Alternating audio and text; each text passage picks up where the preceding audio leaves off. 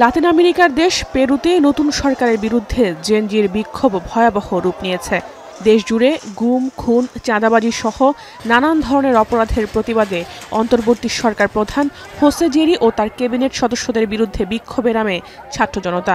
সে সময় পুলিশের গুলিতে নিহত হয়েছেন ৩২ বছর বয়সী এক যুবক, এমনটাই অভিযোগ বিক্ষোভকারীদের। Lo mataron, hay que ser bien claro.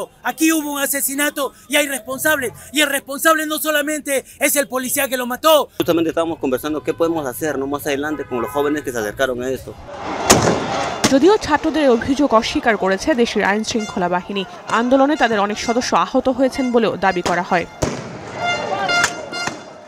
Luego de haber sido agredido en una primera vez y luego de salir de ese evento también fue agredido de tal forma que se encuentra aquí. এই ঘটনায় শোক জানিয়েছেন পেরুর অন্তর্বর্তী সরকার প্রধান Jose Jerry, আশ্বাস দেন সাধারণের নিরাপত্তা নিশ্চিতে। Primeras líneas son para lamentar el fallecimiento el día de ayer de Eduardo, un joven de 32 años. Nos solidarizamos con su familia. এর আগে বুধবার রাতে সরকার বিরোধী বিক্ষোভে নামে ছাত্র জনতা। পুলিশি ব্যারিকেড ভেঙে সামনে এগিয়ে যাওয়ার চেষ্টা করলে তাদের উপর চড়াও হয় আইন শৃঙ্খলা বাহিনী। এক পর্যায়ে তা রূপ নেয় সহিংস বিক্ষোভে। সে সময়ই মূলত নিহত হন এক আন্দোলনকারী। পরিস্থিতি নিয়ন্ত্রণে টিয়ার শেল ও কাদারে গ্যাস ছোড়ে পুলিশ, করা হয় লাঠিচার্জও, আটক হয় অনেকে।